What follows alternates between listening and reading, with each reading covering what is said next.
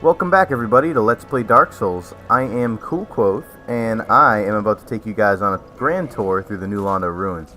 I hope you guys aren't afraid of ghosts, because that's basically the only opponent that we're going to be able to fight here.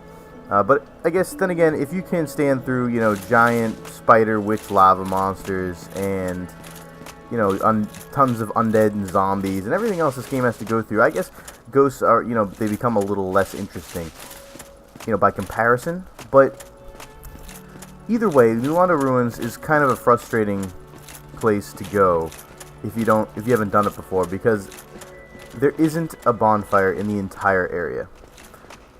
It's the only area in the entire game that has any significant, length, but does not have a bonfire attached to it. So the closest that we come is right before New Londo Ruins in the Firelink Shrine. So this is the last time that I'm going to get Estus. I have 10 Estus to last me this entire run.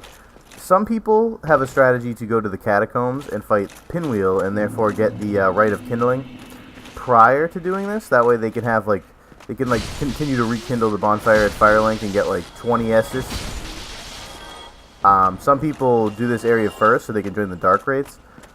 It's personal preference. I'm not doing the Dark Wraiths in this run, obviously, because I decided to go to Framped instead of Cave. So you're just going to see me run through the New Londo Ruins now. I decided to wait till now because I figure I'm strong enough at this point to kill the 4 kings.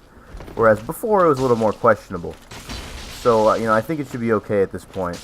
And, the other reason is just the fact that I hate the catacombs, so I'm saving those for last. I have absolutely no intention of beating those until the very end of the game. So, I guess the only other option right now is New Londo Ruins, so that's what we're going to do right now. Now, this guy I'm fighting, who is actually tearing me up a little bit, is just kind of like a random spawn. It's not there all the time, and he's just kind of annoying. He's not really that hard.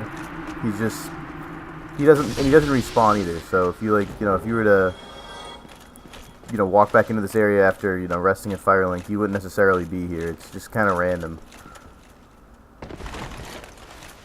Now anyway, you have to walk across this rickety bridge, which you might remember from the 3rd episode of this Let's Play, when I ran in here just to get just to do a suicide run to get this one Estus Flask upgrade soul. Now we're not going to be doing any suicide runs this time. This time we are actually going to legitimately try to to beat this area. And since I only have one Transient Curse, it's going to be a rush to try to get some more. So basically, these ghosts are, as you could probably guess, cursed, seeing as they are ghosts. And the Transient Curse, which is just this item that you can pick up at the beginning of this area and also buy from the undead merchant vendor in the sewers, is the only way. You basically have to curse yourself in order to do damage to the ghosts, is the basic concept behind it. Now once you run out of Transient Curse, then you won't be able to attack them anymore and you'll just get torn up. So you have to get some more by hoping that the ghosts drop some. So that's why right now I have the CoolKvothe Serpent Ring on, and I have 2 humanity, and I'm human. So I'm really hoping for some Transient Curse drops, so that way I can, not die in this area. And so I'm going to be moving a little fast at the beginning here, just trying to tear down as many ghosts as I can right now, because I know as soon as I run out of Transient Curse, which is only a 1 or 2 minute enhancement, then I'm going to be, up shit's creek, because I'm going to have no way to attack anything in here. In which case I'll probably die and have to go back to the undead merchant to buy more. So I am going to try to kill them all right now and get some curses, but we'll see if that that works out. The only thing that could be a little more frustrating is if I manage to actually get a drop from one of these guys, but it ended up being a ghost dagger or something, because I one of the more useless weapons in the game. And despite the fact that I have a 300% drop rate or something right now, I'm not getting a single one, which is not good luck for me. So we'll have to keep going and hope that we get a little luckier. I believe there is actually a soul on a body around here somewhere that has a Transient Curse on it. That comes up fairly soon, so hopefully we can get that as loot if we can't get it from the ghosts themselves. If you're good at this level, you really only need a couple Transient Curses, but I usually recommend bringing 5 or 6. The fact that I brought one was just I completely forgot about it until I already started recording, and then I was just like, you know what? You know what? I'll just go with it. I don't feel like, going all the way back and restarting. So, I believe this, after this Banshee, is the Transient Curse. Yeah. Alright, and then I got Transient Curses from the Banshee, so now I'm completely well stocked. They've got 4 of them, so I'll take it. Alright, so now you can traverse the white light, which doesn't really lead anywhere. It's just like out into the next area of New Londo, which is this little ruin. And you can kick this ladder to create a shortcut that you will see if I die on the 4 Kings, which is fairly likely. I usually die on the 4 Kings like once or twice before I get in the rhythm. Because you have to. It's not just like they're difficult. It's like they're difficult to kill fast enough if you don't remember, exactly how to dodge all their attacks, because they stagger you really easily. So you tend to accidentally let more than one spawn at a time, in which case you just die like a horrible, horrendous death very quickly. Once more than one of them are up. So the trick to the 4 Kings is to to kill all of them, kill them one by one, and I can't usually do that. So you'll probably see me use that shortcut once or twice after dying to the 4 Kings, but we'll see. Maybe I'll get lucky and have the best run ever and not actually die there. But I don't make any promises on the matter, because I usually do. I don't actually dislike the 4 Kings, though. It's, one of the boss fights that I actually enjoy, despite the fact that I die in it, because I think it's just really creative. But I guess a lot of people really don't like the 4 Kings, too, so there are mixed opinions on the matter. Now, this is really annoying, because these ghosts are, like, spawning from, like, the abyss here. And I'm, like, one step away from falling off and dying, so I'm trying to take these guys out with fireballs, but it's not always working as well as I hope. Like, what was that? I landed right in the middle of them. Neither of them got hurt.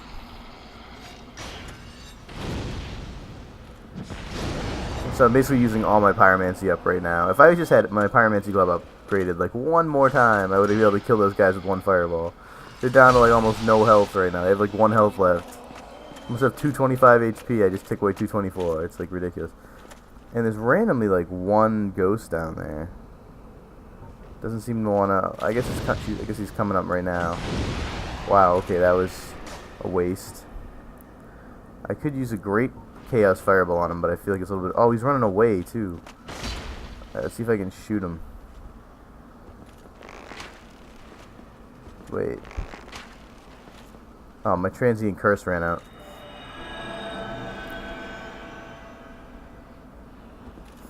Alright, so he really should only take like 1 arrow to snipe this guy, because, yeah, as you can see, he had like no health left. I just didn't want him to bite me in the ass later when I'm like walking through the this little fortress here. There's enough ghosts in here. This is by far the most dangerous place in the game. But rather, the most dangerous place in the New Londo ruins.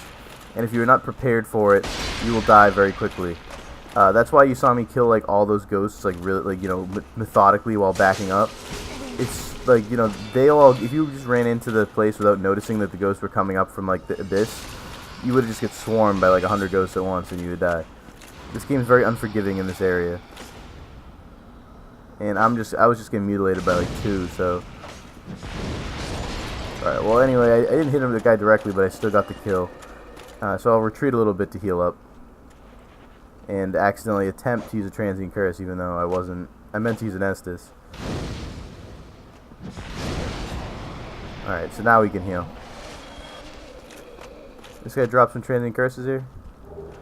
Yeah, I really don't need any more at this point. I'm pretty sure I can get through the rest of this level with only like 1 more at most.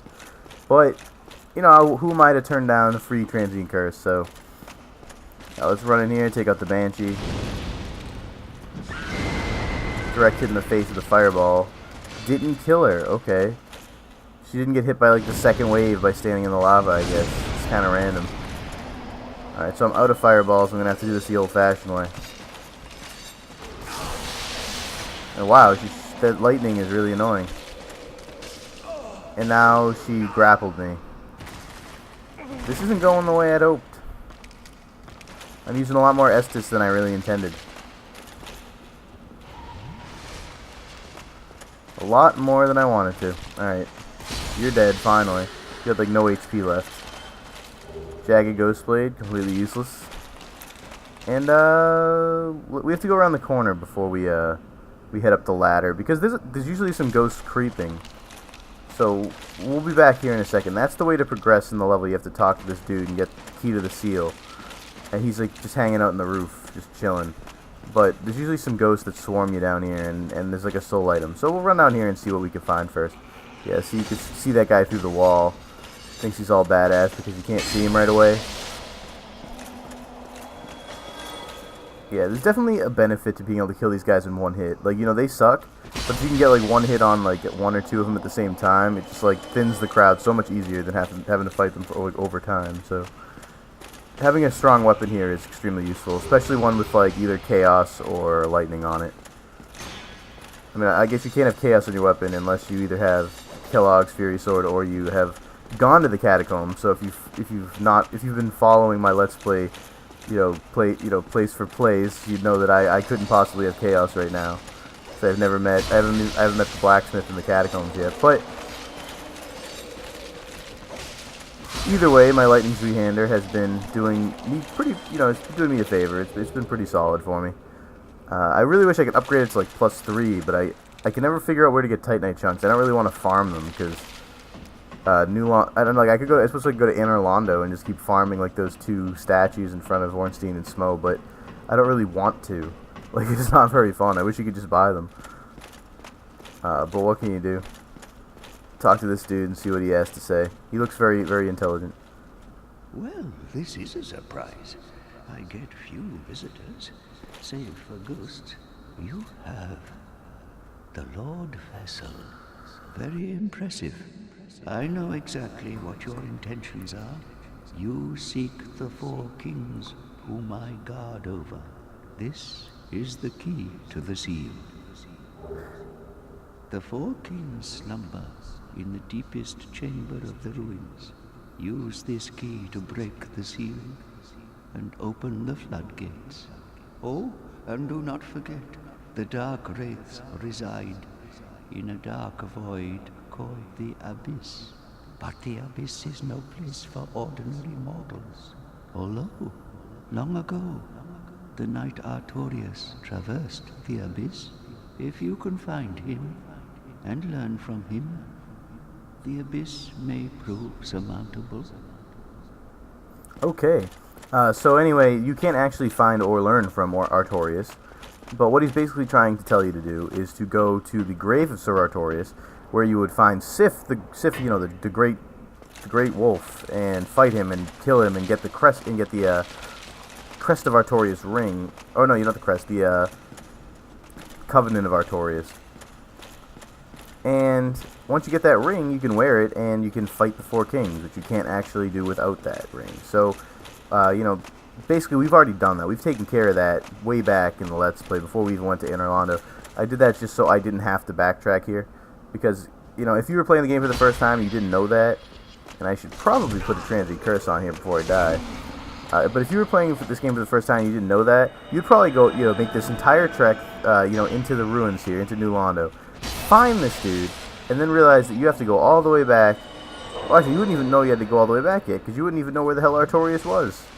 You'd have to, wander around hoping that you could possibly find Alvinus, and that should tell you, that Artorius' grave was, in the forest. In other words, this is something that, it's nice to know. If there's anything that's nice to know, it's something like this. So anyway, there's a couple more items I want to get before I break the seal.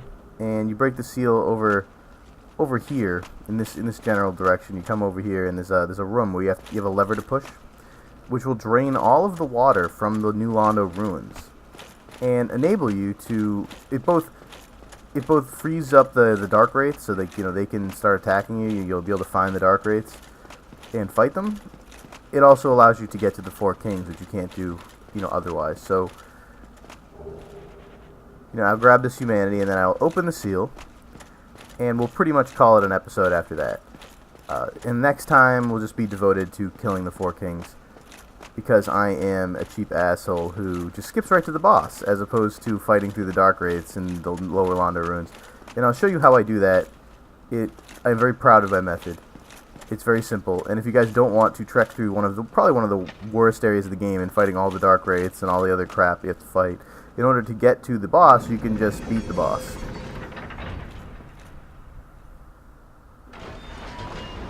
So this door opens,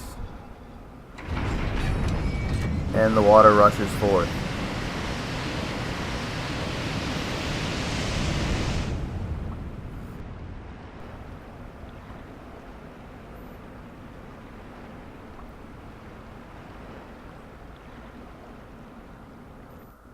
Okay, so basically, I'm going to show you where, from here, where you can go to get to the Four Kings, and then I am going to call it an episode, basically.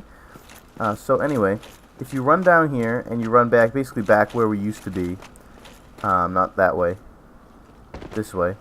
If you run back to where the building, the outside of the building that the dude was on the roof on, and you come down here on this stairwell, you'll see a fog door down there. And there's actually an item you can snag over here. Green Titanite shard. But there's actually a fog door over on my right that you can see way over there. And that is where the Four Kings is. And you can go from this ledge, and you could jump down to the ledge below. And that's what we're going to do next time. So I will see you later.